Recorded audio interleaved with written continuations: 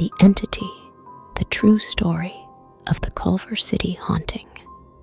In the quiet neighborhood of Culver City, California, in the summer of 1974, a woman named Doris Bither found herself entangled in a paranormal nightmare that defied explanation. The events that transpired within the confines of her seemingly ordinary home would go on to become one of the most underreported and chilling chapters in the annals of supernatural history. Doris, a mother of 4, carried with her the weight of a troubled life marked by personal hardships. While specific details about her past hardships remain private, it is known that she carried the weight of emotional and perhaps relational struggles. Struggling with the scars of a tumultuous past, she sought solace within the walls of her home, only to discover an unseen presence that would unravel her sense of security. The hauntings began subtly, whispers in the night, and fleeting glimpses of shadowy figures that flickered at the periphery of her vision. Doors creaked open on their own accord, and chilling drafts swept through rooms untouched by the wind. Yet, it was the physical manifestations that shook Doris to her core.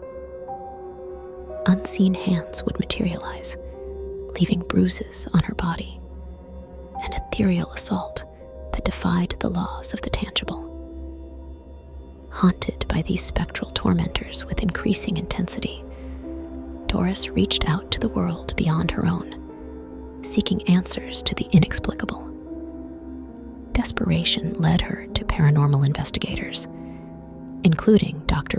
Taff and Kerry Gaynor. Kerry Gaynor was a friend of Doris and became involved in the case when he witnessed some of the strange occurrences happening in her home. Taff, on the other hand, was a parapsychologist with expertise in paranormal research. Interviews with Doris revealed the profound distress of a woman caught in a web of both the known and the unknowable. Taff, along with his colleagues, conducted investigations into her Culver City home.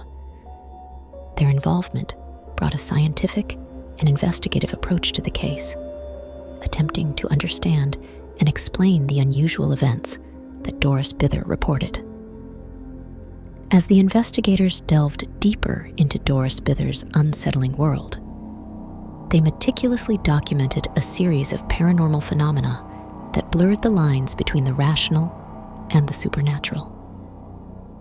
Electronic voice phenomena, EVPs, echoed in the stillness of her home, capturing spectral whispers that sent shivers down the spine. Temperature fluctuations, unexplained shadows, and the palpable feeling of being watched became the canvas upon which the investigators painted their uneasy conclusions. Skepticism loomed like a shadow over the investigation, challenging the very fabric of the supernatural tapestry. Taff, equipped with scientific rigor, grappled with the enigma of Doris's experiences. Yet, as instruments recorded anomalies that defied logical explanation, even the staunchest skepticism began to waver. Even a harsh skeptic like Taff started to waver, as the hauntings took a toll on everyone involved. As the investigation progressed, the intensity of the paranormal occurrences in Doris Bither's home reached a climax on a particularly ominous night. The investigators, including Kerry Gaynor and Taff, set up their equipment throughout the house, strategically placing cameras and recording devices to capture any unusual activity. The atmosphere in the home was thick with tension, as both investigators and Doris herself braced for the unknown. The night unfolded with a series of eerie phenomena. Lights flickered without any discernible cause, and unexplained shadows seemed to dance along the walls. Cold spots materialized and dissipated, leaving an unsettling chill in their wake. If you followed other cases we've covered on haunting histories, you'll recognize similarities to other cases involving malevolent spirits.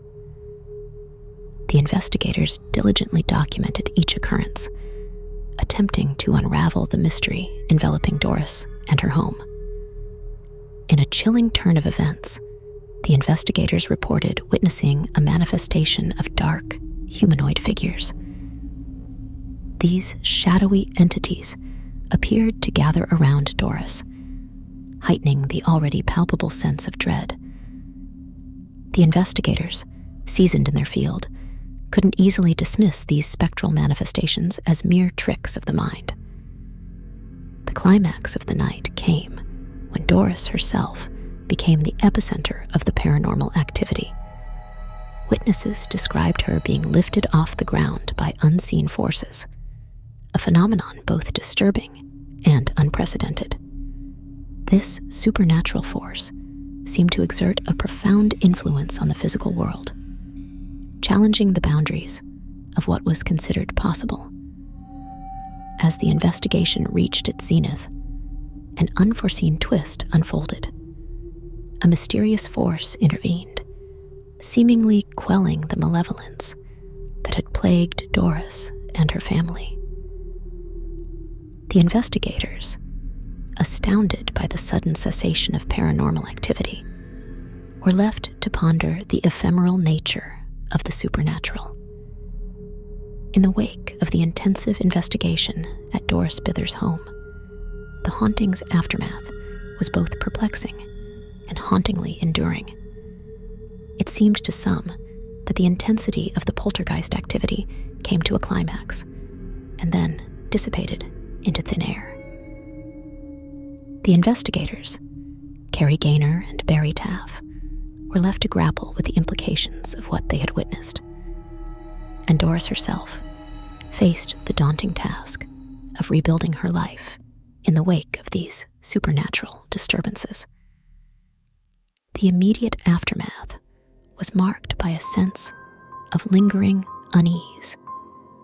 The investigators, despite their experience in the paranormal field, found themselves at a loss to fully comprehend the forces at play within Doris's home. The extensive documentation they had gathered, photographs, audio recordings, EVP readings, and written accounts, stood as a testament to the inexplicable events that had unfolded. For Doris, life after the investigation was fraught with challenges.